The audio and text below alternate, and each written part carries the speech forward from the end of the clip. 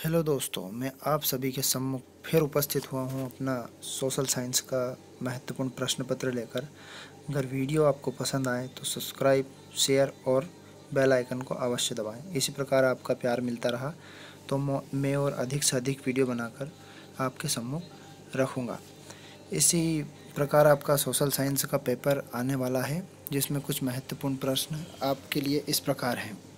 इसी के साथ में कुछ बहुवैकल्पिक प्रश्न आपके सम्मुख रखता हूं। हम पहले प्रश्न में रिक्त स्थान पढ़ते हैं। सबसे पहले, वन अग्नि नियंत्रण परियोजना खालिस्तान के सहयोग से संचालित होती है। तो वन अग्नि नियंत्रण योजना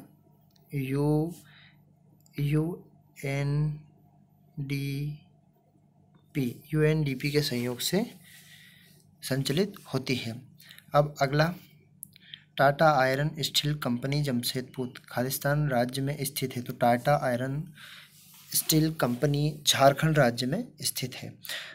अगला रिक्त स्थान, लॉर्ड डलहौजी ने खालिस्तान नीति के कारण अपने राज्य को अंग्रेजी राज्य में शामिल किया था। तो ये लॉर्ड डलहौजी ने अपनी हड़प नीति के माध्यम से अपने अंग्रेजी राज्य में सम्मिलित किया था। अगला पढ़ते हुए, जीवन की भौतिक गुणवत्ता सूचकांक का निर्माण खालिस्तान ने किया था। जीवन की भौतिक गुणवत्ता नीति का प्रोफेसर मोरिस ने किया था। अगला, खालिस्तान शिक्षा एवं स्वास्थ्य खालिस्तान अधोसंरचना का अंग है। तो ये सामाजिक अधोसंरचना का एक महत्वपूर्ण अंग है, शिक्षा एवं स्वास्थ्य।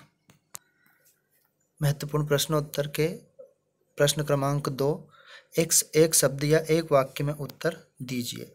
तो सबसे पहला पढ़ते हैं हम, रिएक्टर पैमाने पर मापा जाता है। तो रिएक्टर पैमाने पर भूकंप की तीव्रता को हम मापते हैं।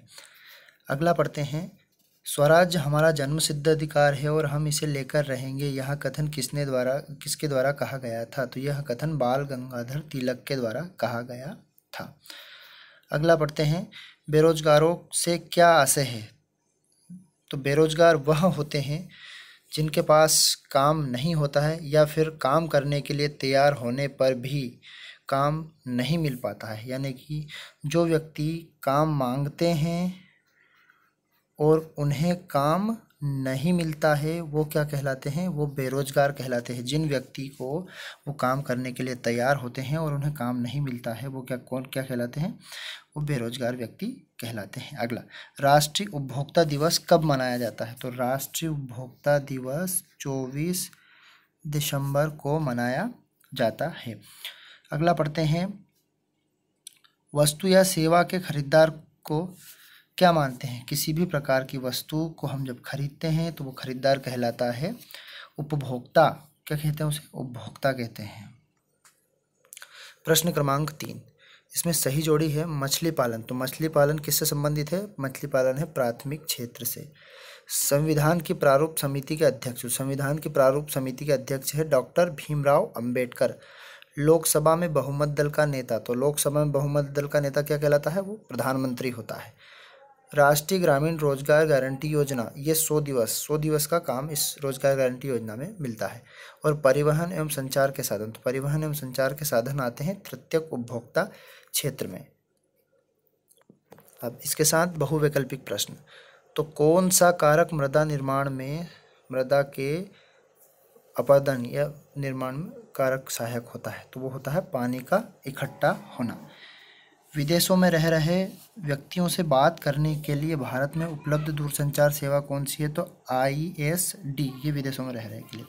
सन 1857 के स्वतंत्रता संग्राम में बुंदेलखंड के प्रमुख सेनानी कौन थे? तो सन 1857 के प्रमुख स्वतंत्रता सेनानी तात्या टोपे। वित्त विधेयक का निर्णय करता है। तो वित्त विधेयक का निर्णय किसके द्वारा किया जाता है? तो वित्त विधेयक का निर्णय लोकसभा अध्यक्ष के द्वारा किया जाता है। सिंचाई से संबंधित योजना, तो सिंचाई से संबंधित योजना है निर्मल नीर योजना, जो कि सिंचाई से संबंधित, नीर माने जल होता है। बहुवैकल्पिक प्रश्न का अगला प्रश्न क्रमांक 5। तो प्रश्न क्रमांक 5 में सत्य असत्य, ताशकंद समझौता भारत और चीन के मध्य हुआ था। असत्य, क्योंकि ताशकंद समझौता भारत और पाकिस्तान के मध्य हुआ था। भारतीय संविधान विश्व का सबसे बड़ा संविधान है। जी हाँ, भारतीय सत्य है ये। भारतीय संविधान विश्व का सबसे बड़ा संविधान इसलिए है क्योंकि ये लिखित और विस्तृत संविधान है जिसके 395 अनुच्छेद, 12 भाग और 22 भाग होते हैं। क्षेत्रवाद राष्ट्रीय एकता का मूलाधार है, तो क्षेत्रवाद ये असत्य है, क्षेत्रवाद राष्ट्रीय एकता का मूलाधार नहीं है। उपभोक्ता संरक्षण नियम वर्ष 1986 में लागू किया था, यह सत्य है, उपभोक्ता संरक्षण 1986 में लागू किया गया था। भारतीय अर्थव्यवस्था में पूंजीवादी प्रणाली को अपनाया गया, तो ये असत्य है, भारतीय अर्थव्यवस्था में पूंजीवादी प्रणाली को नहीं अपनाया गया था।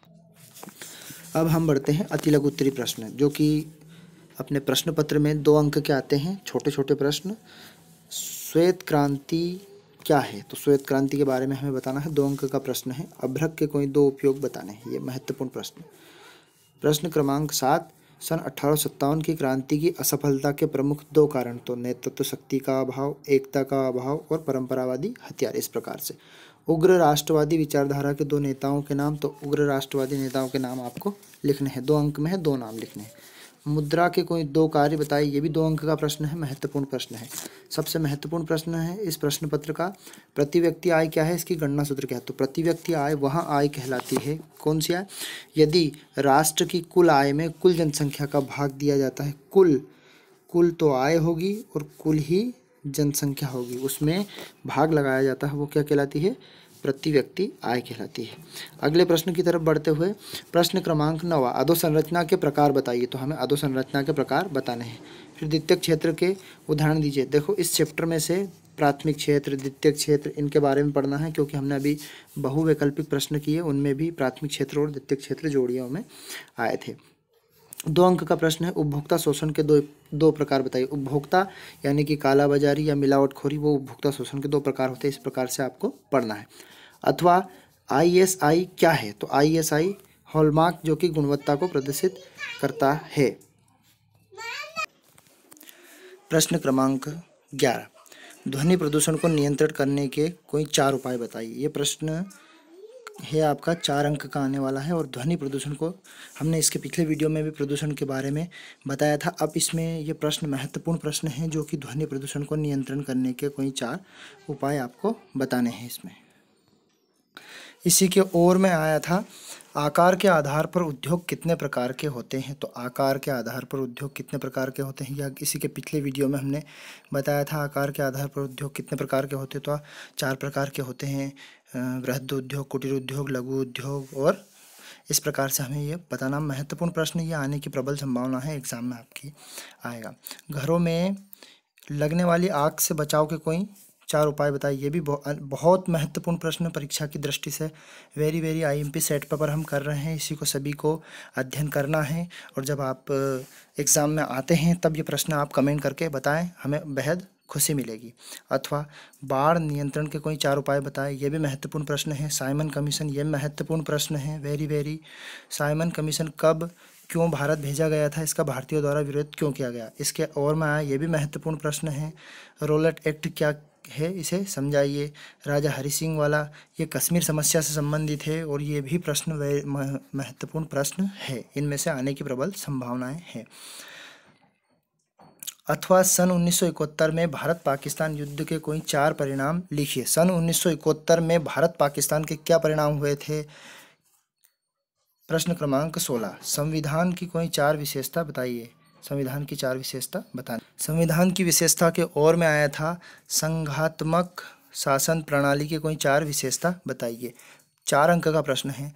हम इसी कड़ी को आगे बढ़ाते हुए प्रश्न क्रमांक 17 पढ़ते हैं। समाजवादी अर्थव्यवस्था के कोई 4 गुण लिखिए, अथवा पूंजीवादी आर्थिक प्रणाली की कोई 4 विशेषता बताइए। अब हम बढ़ते हैं निबंधात्मक प्रश्न पर, जो कि प्रश्न क्रमांक 18वां है। मानचित्र में निम्नलिखित को दर्शाया गया है, जैसे कि गंगा नदी, तारापुर अणु विद्युत गृह, चिल्का झील, छोटा नागपुर का पठार, नर्मदा नदी।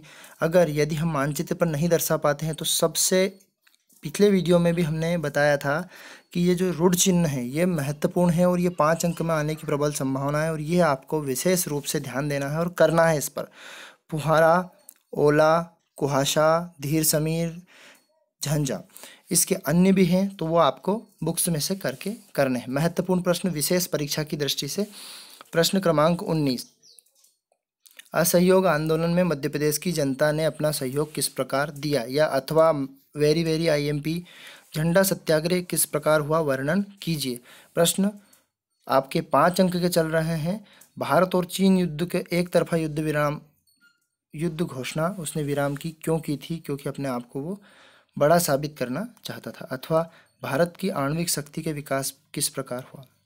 प्रश्न क्रमांक 21 वेरी वेरी आईएमपी कार्य में से एक आएगा, या तो मुख्यमंत्री के कार्य, प्रधानमंत्री के कार्य, व्यवस्थापिका के कार्य, या फिर राज्यपाल के कार्य, लोकसभा की शक्तियाँ, लोकसभा अध्यक्ष बनने के लिए हमें क्या क्या अर्हताएं हैं। इस प्रकार के कार्य वाला प्रश्न जो कि 5 कार्य आपको लिखने हैं और वो परीक्षा की दृष्टि से आईएमपी है।